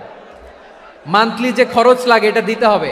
আরে তুমি এখন মুসলিম, তোমার মা বাবা হিন্দু, এখনই তো সুযোগ ইসলামের সৌন্দর্য দেখানোর। এখন মা বাবা যদি দেখে, আরে এটা হিন্দু থাকতে তো বদমাইশ ছিল, বেয়াদব ছিল, কি এমন ধর্ম সে গ্রহণ করলো যেটা গ্রহণের সাথে সাথে সে পাল্টে গেল? কি এমন ধর্ম সে গ্রহণ করেছে যেটা তার জীবনকে আলোকিত করে দিয়েছে? নসিব ভালো হইলে তারাও কালিমা পড়ে মুসলমান হয়ে যাবে। বিষ্ণু ঈসা ইসলামের স্ত্রীর নাম ছিল আয়েশা রাদিয়াল্লাহু তাআলা আনহা, আবু বকর রাদিয়াল্লাহু তাআলা আনহুর মেয়ে। আবু বকর রাদিয়াল্লাহু তাআলা আনহুর আরেক মেয়ের নাম হচ্ছে আসমা। কি নাম? দুজনই আবু বকর রাদিয়াল্লাহু তাআলা আনহুর মেয়ে, আসমা আর আয়েশা। নাম দুটা কেমন লাগে? আসমা নামটা কেমন লাগে? আয়েশা নামটা কেমন লাগে? সবার ভালো লাগে নাই? নাম দুটো আপনাদের ভালো লাগে? লালমনিরহাটে অনাগত যদি কন্যা সন্তান হয়, যদি মনে চায় আসমা রেখে দিতে পারবেন। যদি মনে চায় আয়েশা রেখে দিয়েন। দেশে বিদেশে এয়ারপোর্টে রাস্তাঘাটে শুধু বলে হুজুর একটা নাম দেন, আমার ছেলের একটা নাম দেন, মেয়ের একটা নাম দেন। তো আমার মনে আছে যশোরের আদ্দিনের মাহফিলে আমি একটা দুইটা নাম দিয়েছিলাম। আজকে লালমনিরহাটের এই প্রোগ্রামে কন্যা সন্তান যদি হয় দুটা নাম দিলাম, আসমা কিংবা আয়েশা। ইনশাআল্লাহ পড়েন। দুজন বোন, এক মায়ের না, বাবা এক মা দুইজন। আয়েশা রাদিয়াল্লাহু তাআলা আনহার মায়ের নাম উম্মে রুমান, আর আসমা রাদিয়াল্লাহু তাআলা আনহার মায়ের নাম কুতাইলা বিনতে আব্দুল উজ্জা। আবু বকর রাদিয়াল্লাহু তাআলা আনহু 4টা বিয়ে করেছিলেন। তো একই ঘটনা ঘটেছে এই ফ্যামিলিতে। আসমা ইসলাম ধর্ম গ্রহণ করে মুসলিমা, কিন্তু তার মা কুতাইলা মুশরিকা। আই রিপিট, বোঝার জন্য আমি আবারও বলি, আসমা রাদিয়াল্লাহু তাআলা আনহা মুসলিমা, আর আসমার মা কুতাইলা, আওয়াজ করে বুঝে থাকলে বলেন, আসমার মা মুশরিকা। তার মানে মেয়ে মুসলিম, মা অমুসলিম। ভেজাল আছে না নাই? কিন্তু কুতাইলা আর ধৈর্য ধারণ করতে পারে না। নার ছেঁড়া ধন, কলিজার টুকরা ধন, কলিজার টুকরা সন্তান আসমারে দেখতে বড্ড মন চায়। সাইয়েদনা আসমা রাদিয়াল্লাহু তাআলা আনহা মক্কা থেকে হিজরত করে মদিনায় চলে গেলেন হুদাইবিয়ার পর। যখন মক্কা মদিনার ট্রাফিক স্বাভাবিক হলো, মক্কার লোক মদিনায় যায়, মদিনার লোক মক্কায় আসে। কুতাইলা কলিজার টুকরা সন্তান আসমারে দেখার জন্য কিছু উপহার নিয়ে বিশাল মরুপথ পাড়ি দিয়ে মক্কা থেকে মদিনায় যায়। সুবহানাল্লাহ বলেন। এখন মা আসছে মেয়ের সাথে দেখা করতে, মেয়ে তো আর দেখা দেয় না। মেয়ে ভাবছে আমার মা তো মুশরিকা, অপবিত্রা, তার সাথে কি দেখা দেয়া যাবে? বিশ্বনবীর দরবারে চলে গেলেন। সুবহানাল্লাহ বলেন। কি সৌভাগ্যবান ছিল তারা, মাসলা জানার দরকার হলেই নবীর দরবারে চলে যেত। ঘরে বউয়ের সাথে ঝগড়া হলে নবীর দরবারে চলে যেত। অনেক সাহাবী বলে আমার পেটে ক্ষুধা লাগলো আমি নবীর কাছে চলে যেতাম, কারণ নবীর চেহারার দিকে তাকালেই আমার পেটের ক্ষুধা মিটে যেত। সাইয়েদনা আসমা রাদিয়াল্লাহু তাআলা আনহা বিশ্বনবীর কাছে চলে গেলেন, যে বললেন ইয়া রাসূলুল্লাহ ইয়া হাবিবাল্লাহ ইন্না উম্মি কাদিমাতুন ইলাইয়া ওয়া হিয়া রাগিবা। আমার মা মক্কা থেকে অনেক দূর মরুর পথ পাড়ি দিয়ে উপহার সামগ্রী নিয়ে মদিনায় আমার সাথে দেখা করতে এসেছে গো নবী। আমার জানতে বড্ড ইচ্ছে হয় আমি আমার মুশরিকা মায়ের সাথে একটু দেখা করতে পারবো কিনা। আফা আসিলুহা, আগে যেমনি আমি আমার মায়ের সাথে ভালো আচরণ করতাম, যেমনি আমি আমার মায়ের সাথে সদাচরণ করতাম গো নবী, এখন আমি মুসলিমা মা মুশরিকা, এখনো কি আগের মতো সদাচরণ করতে পারবো নাকি? বিশ্বনবী বললেন নাম সিলিহা, হ্যাঁ রে আসমা, অবশ্যই অবশ্যই, আগে ঠিক যেমন তুমি তোমার মায়ের সাথে ভালো আচরণ করতে এখনো তেমনি আগের মতো ভালো আচরণ করবা। আওয়াজ করে পড়েন সুবহানাল্লাহ। কি ইসলাম আমরা পেয়েছি! কত ব্রড মাইন্ডেড আমাদের ইসলাম, কত ওপেন মাইন্ডেড ইসলাম, কত ওপেন আপ করতে পারে, চিন্তা করতে পারেন। বিষ্ণু বললেন হ্যাঁ অবশ্যই, নাম সুলিহা, আগে যেমনি ভালো আচরণ করছো আসমা এখন ওই রকমই করো, পারলে আরো বাড়াই করো। সুবহানাল্লাহ বলেন। তাহলে আমার যে হিন্দু ভাইয়েরা, হিন্দু বোনেরা, ইমানের বদৌলতে দৌলতে আপনি ধন্য হয়েছেন, আপনার আম্মা আব্বা এখনো মুসলমান হয় নাই, তাদের জন্য দোয়া করেন, তাদের জন্য দোয়া করেন, আল্লাহ যেন তাদেরকেও ইমানের দৌলত দান করে। আমরা সবাই পড়ি আমিন, আরো জোরে পড়েন আমিন। এখন বলেন ইসলাম কি ন্যারো মাইন্ডেড রিলিজিয়ান না ব্রড মাইন্ডেড? লালমনিরহাটের যুবক ভাইরা আওয়াজ করো, ইসলাম কি ন্যারো মাইন্ডেড না ব্রড মাইন্ডেড?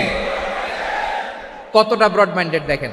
বিশ্বনবী সাল্লাল্লাহু আলাইহি সাল্লাম অমুসলিমরা যদি নবীকে উপহার দিত, ওই উপহারও বিশ্বনবী গ্রহণ করতেন। সুবহানাল্লাহ পড়েন। আপনার অমুসলিম বন্ধু যদি উপহার দেয় সেটাও আপনি নিতে পারবেন, যেটা নেওয়া জায়েজ। কিন্তু আপনার বন্ধু যদি আপনার মদের বোতল দেয়, নিতে পারবেন? হ্যাঁ, মদের বোতল দিলে পারবেন না। আপনার বন্ধু যদি আপনার পর্ক দেয়, পর্ক, শূকরের গোশত মিশ্রিত কোনো খাবার, ওটা নিতে পারবেন না। হালাল যে কোনো জিনিস নিতে পারবেন। বিশ্বনবী সাল্লাল্লাহু আলাইহি ওয়াসাল্লাম অমুসলিমদের দেয়া হাদিয়া গ্রহণ করতেন। কেমন নবী ছিলেন! আমার নবীরে চিনে নেন, আমার নবীর অ্যাটিটিউড জেনে নেন। বিশ্বনবী সাল্লাল্লাহু আলাইহি ওয়াসাল্লাম যখন কোনো জনপদে যেতেন 3টা অপশন নিয়ে যেতেন। প্রিয় ভাইয়ের আওয়াজ করে বলতে হবে, কোনো জনপদে গেলে আমার নবীর অপশন থাকতো কয়টা? আমার মতো 3 আঙ্গুল উঁচু করে দেখান আর বলুন আমার নবী কোন জনপদে গেলে কয়টা অপশন নিয়ে যেতেন? 1 নাম্বার অপশন আসলিম তাসলাম। নতুন এলাকায় গেলে বলতেন আসলিম তাসলাম, ইসলাম ধর্ম গ্রহণ করো, শান্তিতে থাকবা, আমার ভাই হয়ে যাবো, আমরা ভাই ভাই। ইসলাম মানো, আমরা ভাই ভাই। অপশন নাম্বার কত? 1।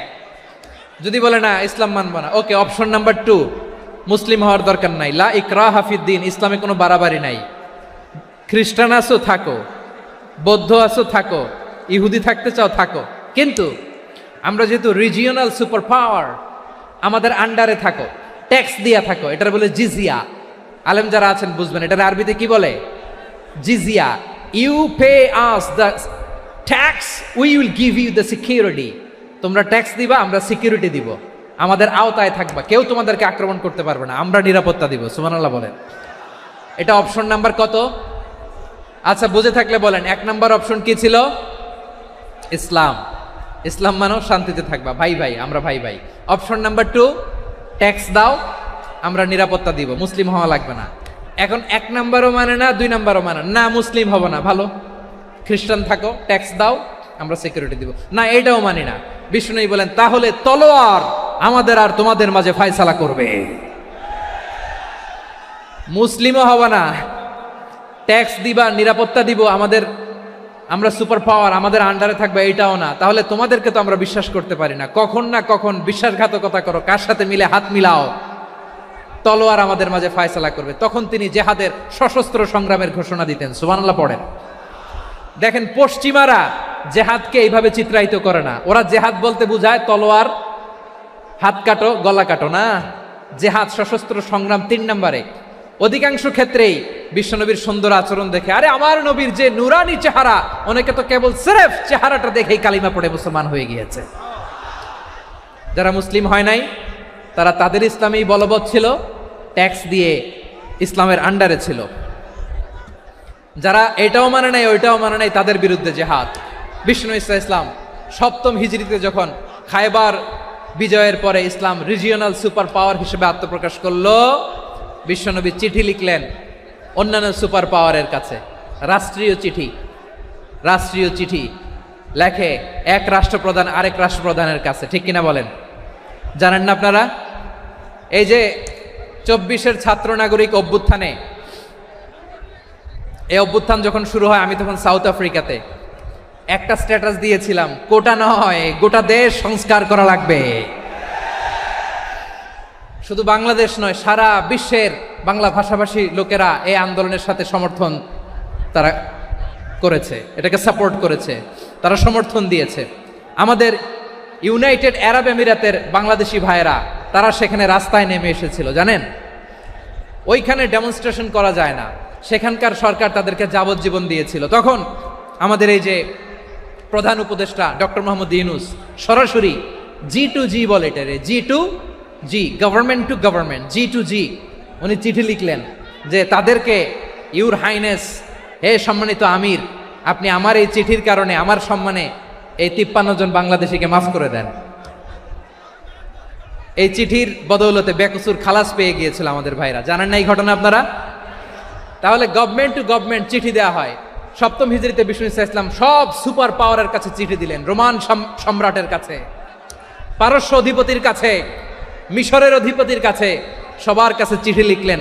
চিঠির ভাষা ছিল এরকম, মিন মুহাম্মাদিন রাসূলিল্লাহ ইলা মুকাওকিস আযীমিল কিবত, মুহাম্মদ রাসূলুল্লাহর পক্ষ থেকে মিশরের বাদশার কাছে, আসলিম তাসলাম, ইসলাম মানো, শান্তিতে থাকবা, সালামুন আলা মান ইত্তাবা আল হুদা, শান্তি তার জন্য যে হেদায়েতের অনুসরণ করে। সুবহানাল্লাহ পড়েন।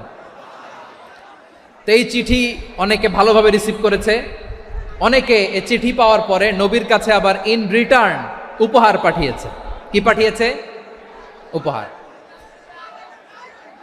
মিশরের বাদশাহ মুকাওকিস তিনি বিশ্বনবীকে বিশাল এক উপহারের ডালি পাঠিয়েছেন। মিশরের বাদশাহ মুকাওকিস ছিলেন ধর্মে খ্রিস্টান। লালমনিরহাটের ভাইয়েরা আওয়াজ করে বলেন, মিশরের বাদশাহ ধর্মে কি ছিল? খ্রিস্টান। কি উপহার দিয়েছিল আমার নবীকে? শুনতে মনে চায়? আওয়াজ নাই লালমনিরহাটের গলায়। শুনতে মনে যায়? 1000 স্বর্ণ মুদ্রা, 1000 স্বর্ণ মুদ্রা। 2টা খ্রিস্টান দাসী, একজনের নাম মারিয়া বিনতে শামাউন আল কিবতিয়া, আরেকজনের নাম সিরিন বিনতে শামাউন আল কিবতিয়া। একজন খ্রিস্টান দাস 20 থান কাপড় জামা বানানোর জন্য, আমরা নবী যেন সেলাই করে জামা বানাতে পারে এজন্য 20 থান কাপড়, 20 থান ফাইন গার্মেন্ট, সুবহানাল্লাহ পড়বেন না? এরপরে একটা গাধা যেটার নাম ছিল উফাইর, আর একটা খচ্চর, এটার নাম ছিল দুলদুল। খচ্চর চিনেন? গাধা আর ঘোড়ার ক্রসিং এ যে প্রাণীটা দুনিয়াতে আসে ওটার খচ্চর বলে। তো এই যে সুপার পাওয়ার, খ্রিস্টান বাদশার কাছে নবী চিঠি লিখলেন, ওই খ্রিস্টান বাদশা আমার নবীকে উপহার দিল, বিশ্বনবী এই উপহারগুলো সানন্দে গ্রহণ করেছে। সুবহানাল্লাহ পড়বেন না? তাহলে অমুসলিম কেউ যদি আপনাকে উপহার দেয়, হালাল উপহার হলে আপনি গ্রহণ করতে পারবেন। অনুরূপভাবে পারস্যের বাদশাহ, রোম সম্রাট বিশ্বনবীকে উপহার পাঠিয়েছেন, আমার নবী সবগুলো উপহার গিফট গ্রহণ করেছেন। সুবহানাল্লাহ বলেন। তাহলে প্রিয় লালমনিরহাট, আওয়াজ করে বলুন, ইসলাম কি ন্যারো মাইন্ডেড রিলিজিয়ন না ব্রড মাইন্ডেড? আম্মাজান আয়েশার কাছে মাসালা জানতে চায় মেয়েরা, হে আম্মাজান, অগ্নি উপাসকেরা তাদের ঈদের দিন নওরোজের সময় আমাদেরকে পাখি দেয়, নেওয়া যাবে? উনি বললেন, ওরা জবাই করে দিলে নেওয়া যাবে না, কিন্তু ওরা যদি ফলমূল এরকম খাবার দেয় এগুলো নেওয়া যাবে। তার মানে অমুসলিমদের দেয়া উপহার এটা গ্রহণ করা যায়। সুবহানাল্লাহ বলেন। শুধু তাই নয়, বিষ্ণু ঈসা ইসলাম অমুসলিমদের সাথে আর্থিক লেনদেনও করেছেন, ফিনান্সিয়াল ডিলিং করেছেন।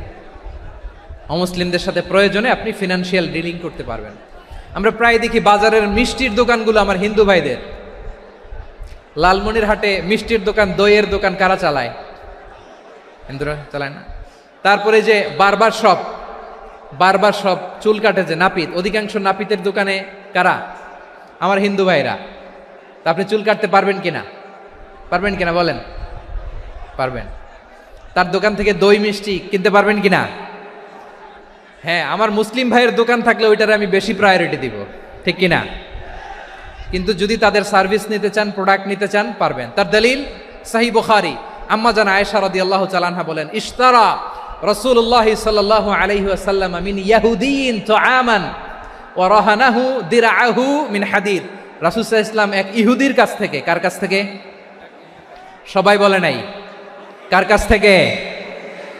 আমার নবী, পেয়ারা নবী এক ইহুদির কাছ থেকে জব কিনেছিল, জব, বার্লি, যেটা দিয়ে রুটি বানায়।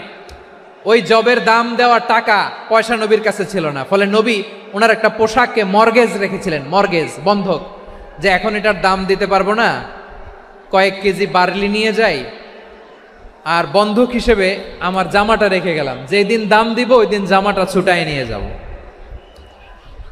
সুবহানাল্লাহ পড়বেন না? বাকিতে নিছিলেন, বাকিতে। দিরআহু মিন হাদিদ, লোহার তৈরি বর্ম, মানে যুদ্ধের পোশাক, লোহা দিয়ে বানানো। বিশ্বনবী বললেন, কয়েক কেজি জব দাও, টাকাটা পরে দিব, এখন টাকা নাই, বন্ধক হিসেবে, মর্গেজ হিসেবে আমার জামা রেখে গেলাম, যখন টাকা দিব জামা ছুটায় নিব। আওয়াজ করে বলতে হবে সুবহানাল্লাহ।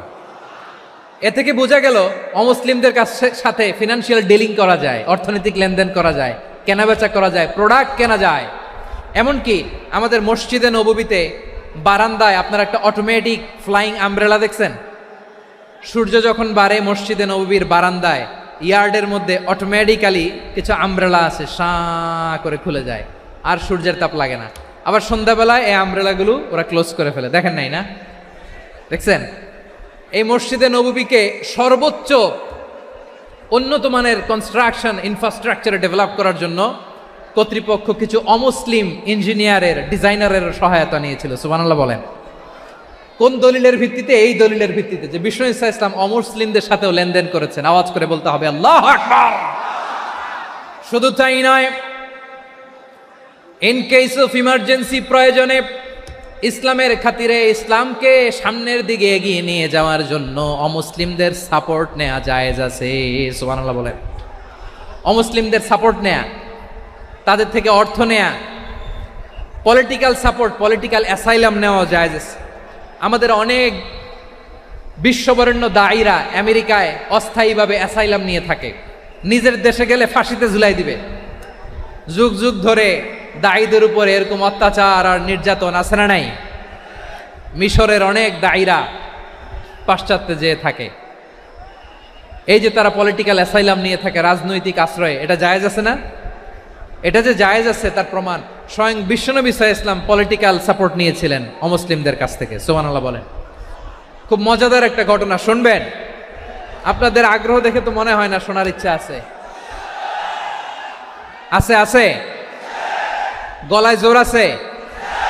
লিল্লাহি তাকবীর, লিল্লাহি তাকবীর, নারায়ে তাকবীর। মাশাআল্লাহ।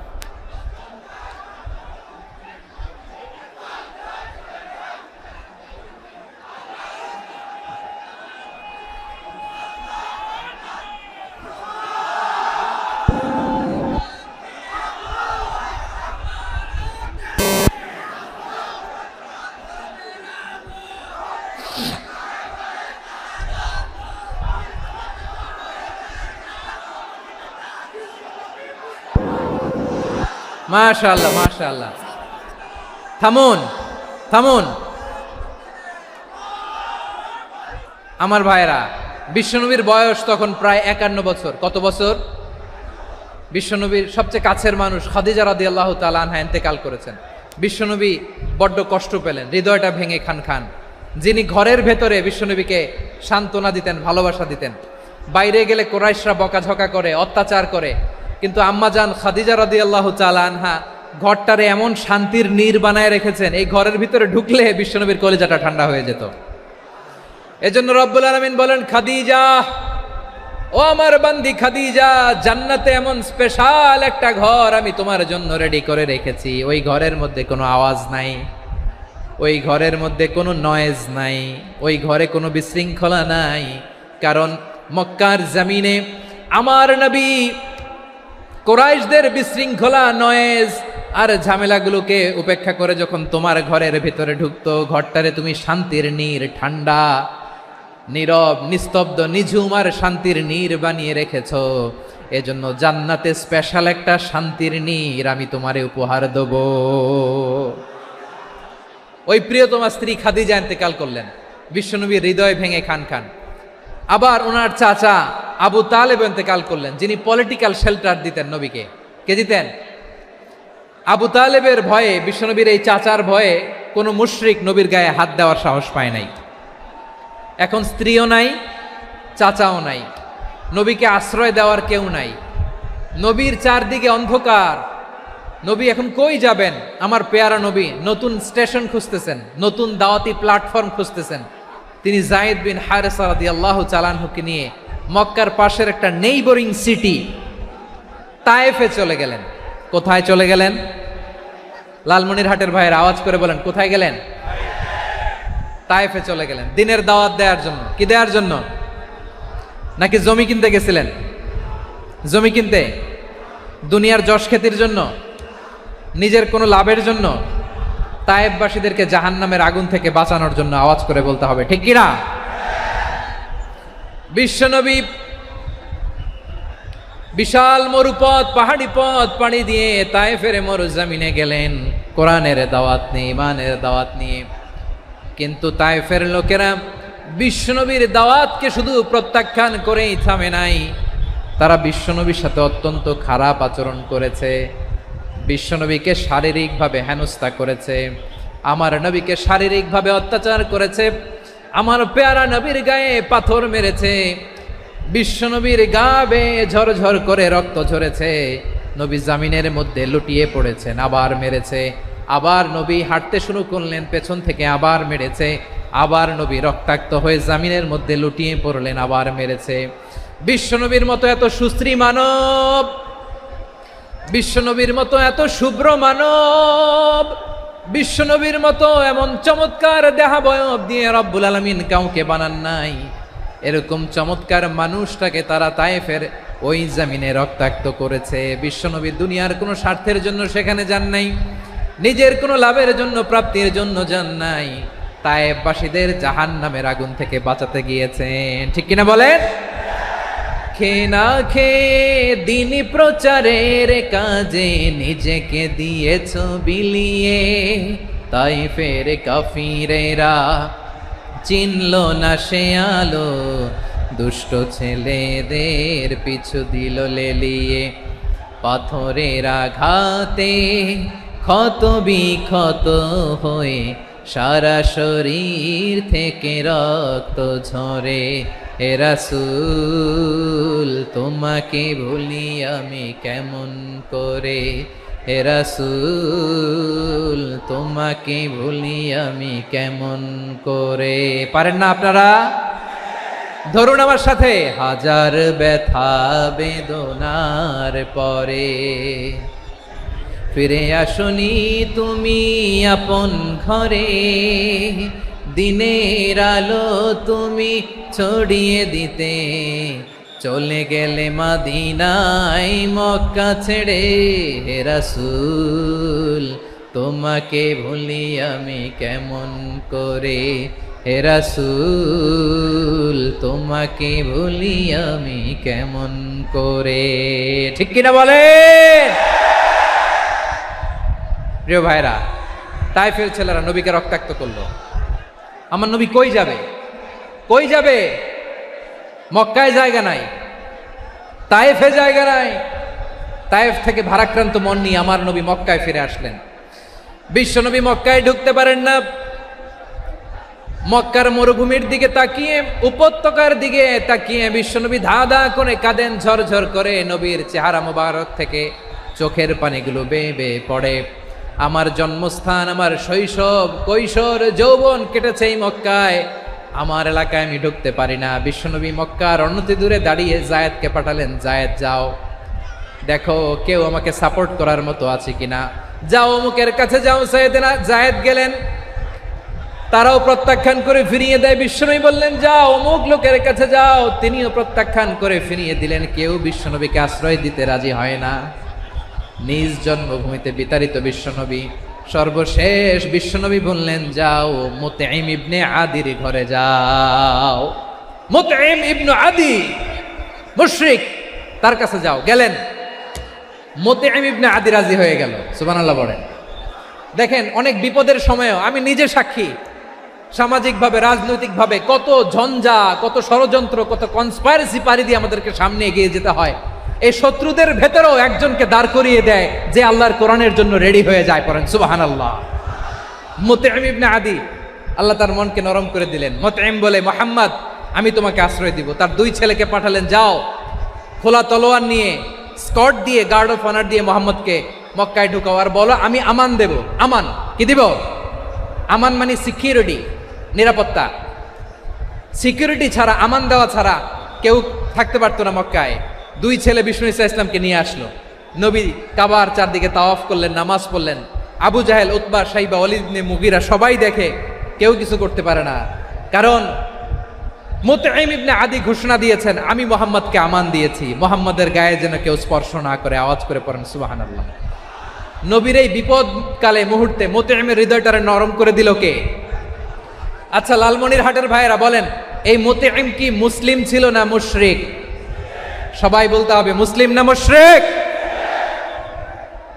তাহলে মুশরিকের কাছ থেকে নবী পলিটিক্যাল অ্যাসাইলাম, আধুনিক রাষ্ট্রবিজ্ঞানের ভাষায় পলিটিক্যাল অ্যাসাইলাম, যেটাকে বলে রাজনৈতিক আশ্রয়, ওনার আমান বা নিরাপত্তার এই ঘোষণায় তিনি মক্কায় ঢুকলেন। যতদিন নিরাপত্তা ছিল ছিলেন।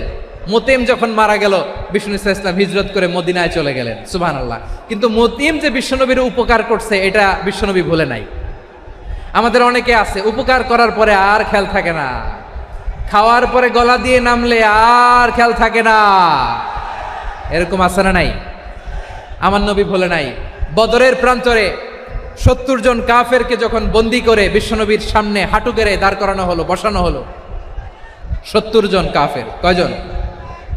বিশ্বনবী তাদের দিকে তাকিয়ে বললেন, সহিহ বুখারীর বর্ণনা, লাউ কানাল মুতঈম ইবনে আদি হাইয়ান সুম্মা কাল্লামানি হাউলা ইন্নাতনা লা তারাকতুহুম লাহু। বদরের প্রান্তরে 70 জন বন্দী কাফিরের দিকে তাকিয়ে আমার নবী বললেন, আজকে মুতঈম ইবনে আদি যদি বেঁচে থাকতো, আর তোমাদের 70 জনের ব্যাপারে যদি মোতেআম এক বাক্যে একটা সুপারিশ করত, তার সম্মানে আজকে তোদের সবাইরে আমি মাফ করে দিতাম। সুবহানাল্লাহ নাই? ওই যে চিল্লাচিল্লি যে কথা বোঝে নাই, কোন জিনিস মিস করছে ওরা নিজেরাও বোঝে নাই। বিশ্বনবী মোতেআমের এই সাহায্যের কথা বলে নাই। 70 জন মুশরিক হাঁটু গেড়ে বসা, নবী চাইলে এখনই এক্সিকিউশন অর্ডার দিতে পারে।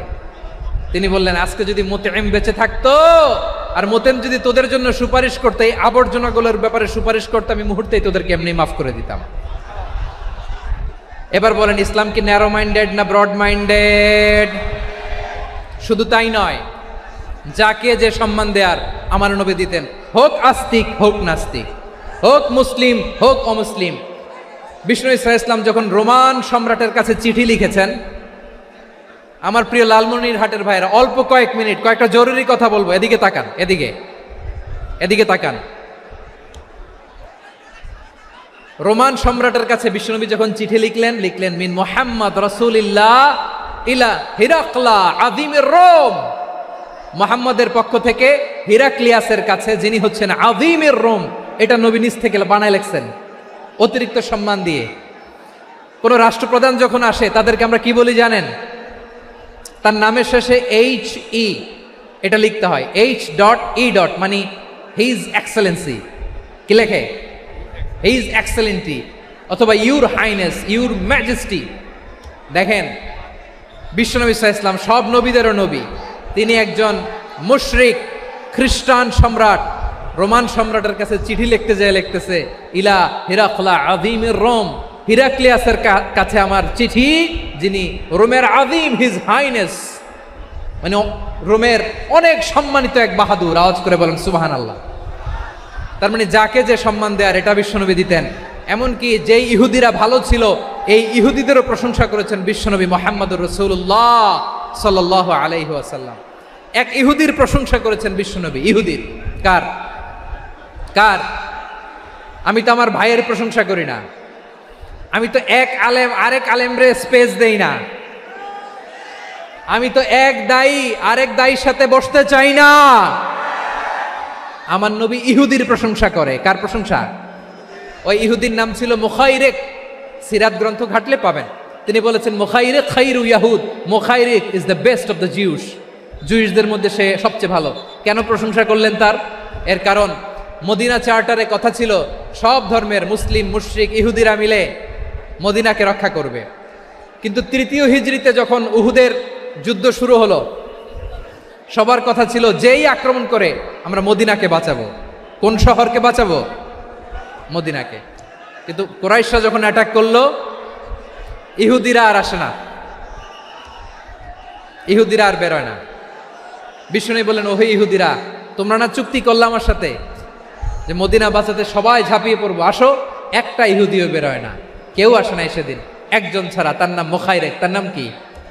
মুখাইরেক বাহাদুরের মতো ঘোড়সাওয়ার হয়ে বেরিয়ে গেলেন এবং বললেন, গোটা ইহুদি সাম্রাজ্যের একজনও যদি না আসে, আমি মুখাইরেককে কেউ ঘরে আটকে রাখতে পারবে না। বেরিয়ে আসলেন, এসে বললেন, আমি মুহাম্মদের পক্ষে যুদ্ধ করব। আমি মারা গেলে আমার সম্পদ আমার উত্তরাধিকারীরা পাবে না, আমার সম্পদ তোমরা মুহাম্মদকে দিয়ে দিবা। সুবহানাল্লাহ বলেন। উহুদের ময়দানে 70 জন মুসলমান শহীদ হলো। এই ইহুদি, সেও মুসলমানের পক্ষে যুদ্ধ করে নিহত হলো। সুবহানাল্লাহ বলেন। মুসলিমদের লাশ যখন নিয়ে আসা হলো, এই মুখাইরিকের লাশও নিয়ে আসা হলো। মুসলিমদের লাশের পাশে মুখাইরিকের লাশ দেখে বিশ্বনবী মুখাইরিকের প্রতি অনেক খুশি হলেন। আর বিশ্বনবী খুশি হয়ে বললেন, মুখাইরিক খায়রু ইয়াহুদ, মুখাইরিক যদিও তুমি ইহুদি, তারপরেও তুমি সব ইহুদিদের মধ্যে সেরা ইহুদি। পড়েন সুবহানাল্লাহ। আমার নবী ইহুদিকেও সম্মান দিতে কার্পণ্য করে নাই। আওয়াজ করে বলেন আল্লাহু আকবার। প্রিয় ভাইরা, এবার সর্বশেষ আওয়াজ করে বলেন, ইসলাম কি ন্যারো মাইন্ডেড নাকি ব্রড মাইন্ডেড? সবাই বলেন, ন্যারো মাইন্ডেড না ব্রড মাইন্ডেড? এজন্য অমুসলিম হইলেই তারা আমাদের শত্রু নয়। শত্রু কারা? এই লালমনিরহাটের ভাইয়েরা শোনেন, শত্রু কারা?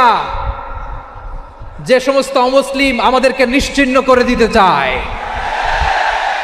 যে সমস্ত অমুসলিম আমাদের ভূখণ্ড থেকে আমাদেরকে তাড়িয়ে দিতে চায়, যে সমস্ত অমুসলিম আমার ধর্ম নিয়ে তুচ্ছতাচ্ছিল্য করে চিল্লায় বলেন ঠিক কিনা, তারা আমাদের শত্রু। সাধারণ অমুসলিমরা আমার শত্রু নয়। এই যে হিন্দুরা থাকে এরা আমার ভাই, বৌদ্ধরা আমার ভাই, খ্রিস্টানরা আমার ভাই, ইহুদিরা আমার ভাই। তারা দিনই ভাই নয়, তারা মায়ের পেটের ভাই নয়, তারা মানবিক দিক থেকে ভাই। ও মানুষ, আমিও মানুষ। ইসলাম মানুষকে সম্মান করে, চিল্লায় বলো ঠিক কিনা। যারা আমাদের অস্তিত্বকে নিশ্চিহ্ন করতে চায়, যারা আমাদের ভূখণ্ডকে দখল করতে চায়, যারা আমাদেরকে নিয়ে মকারি করে, ফান করে, টিটকারি করে, আমার ধর্ম নিয়ে খেলা করে, তাচ্ছিল্য করে, ওদের বিরুদ্ধে আমাদের জিহাদ। সাধারণ মুসলিম আমাদের শত্রু নয়। আপনি জানেন নিউ ইয়র্কে, আমি তো নিউ ইয়র্কে ছিলাম অনেকদিন, ওখানে ফিলিস্তিনিদের পক্ষে যখন আমরা মিছিল করেছি, অনেক ইহুদি আমাদের সাথে মিছিলে দাঁড়িয়েছে। কারণ ওরাও জানে এই ভূখণ্ড ফিলিস্তিনিদের ভূখণ্ড। আওয়াজ করে বলো লালমনিরহাট ঠিক কিনা। ইসরায়েলের রাজধানী খোদ তেল আবিবে অনেক ইহুদিরা বেঞ্জামিন নেতানিয়াহু তার বিরুদ্ধে মিছিল করেছে। তো তারা কি আমাদের শত্রু? না। অনেক খ্রিস্টান আমাদের সাথে, আমাদের স্বার্থ রক্ষায় আমাদের পাশে দাঁড়িয়েছে। খেয়াল রাখবেন, হিন্দু আর হিন্দুত্ববাদ এক নয়, ইহুদি ধর্ম আর জায়নিজম এক নয়। জায়নিজমের বিরুদ্ধে আমাদের সংগ্রাম, আমাদের জেহাদ, চিল্লায় বলেন ঠিক কিনা। এই যে ফিলিস্তিনের ভাইয়েরা, তারা তাদের স্বাধীনতা সংগ্রামের জন্য লড়াই করছে, করে যাচ্ছে, আমরা এটাকে সমর্থন জানাই, চিল্লায় বলো ঠিক কিনা। কাশ্মীরের ভাইয়েরা স্বাধীনতার জন্য সংগ্রাম করছে, আমরা সেই সংগ্রামকে সমর্থন জানাই, আওয়াজ করে বলো ঠিক কিনা। যারাই আমাদের ইসলামকে নিশ্চিহ্ন করতে চায় তাদের বিরুদ্ধে আমাদের সংগ্রাম, আওয়াজ করে বলতে হবে ঠিক কিনা। ওই সমস্ত দুর্বৃত্তদের সাথে আমাদের কোনো সম্পর্ক নাই। আমরা যদি ঐক্যবদ্ধ থাকতে পারি, ওই দুর্বৃত্তরা চান্স পাবে না। আমরা ঐক্যবদ্ধ থাকতে রাজি আছি। লালমনিরহাটের ভাইয়েরা, আমরা ঐক্যবদ্ধ থাকলে ওই দুর্বৃত্তদের কালো হাত ভেঙে দিতে আমাদের সময় লাগবে না। তাদের কালো হাত ভেঙে দিতে রাজি আছে মুসলমান? কারা কারা রাজি? দু হাত তুলে দেখাও।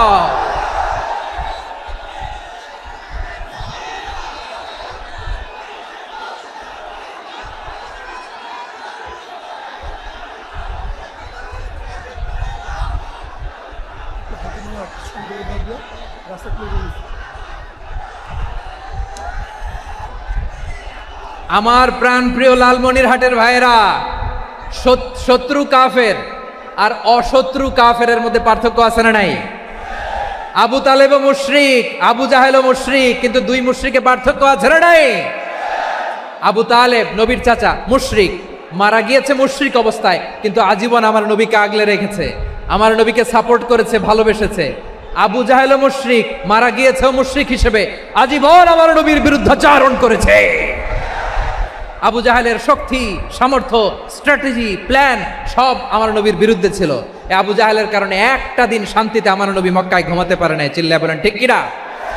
এজন্য রব্বুল আলামিন বলেন, লা ইয়ানহাকুমুল্লাহু আনিল্লাযীনা লাম ইউকাতিলুকুম ফিদ-দীন ওয়া লাম ইখরিজুকুম মিন দিয়ারিকুম আন তাবাররুহুম ওয়া তুকসিতু ইলাইহিম ইন্নাল্লাহা ইউহিব্বুল মুকসিতিন।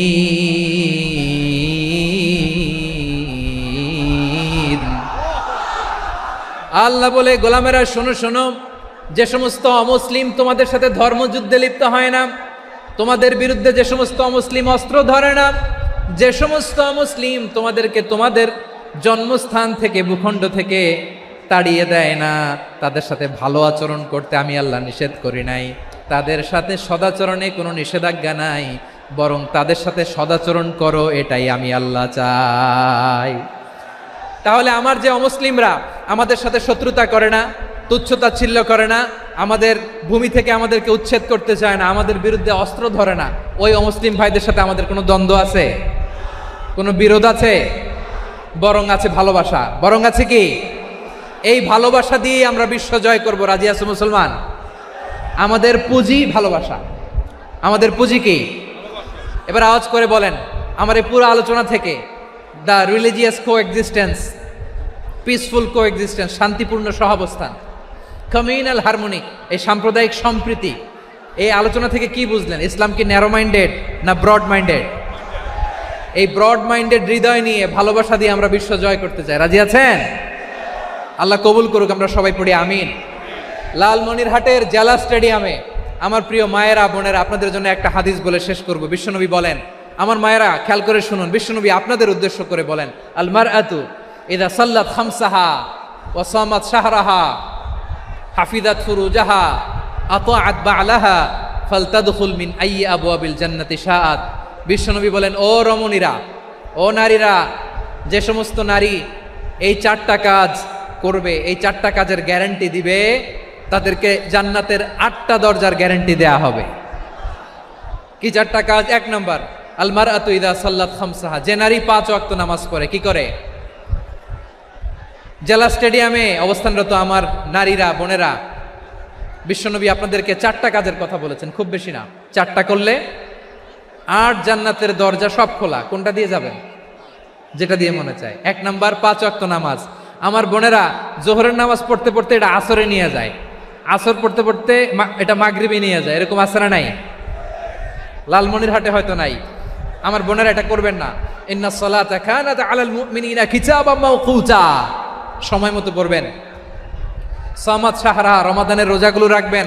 হাফিজাত ফুরুজাহা, যে নারী তার চরিত্রকে হেফাজত করে, তার প্রাইভেট হেফাজত করে, তার লজ্জাস্থান হেফাজত করে।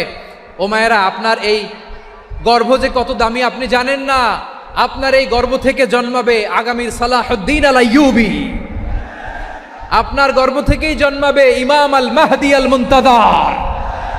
আপনার পেট থেকে জন্মাবে আবু সাইদের মতো বীর সৈনিক। আপনার পেট থেকে জন্মাবে মুগ্ধের মতো বীর মুজাহিদ।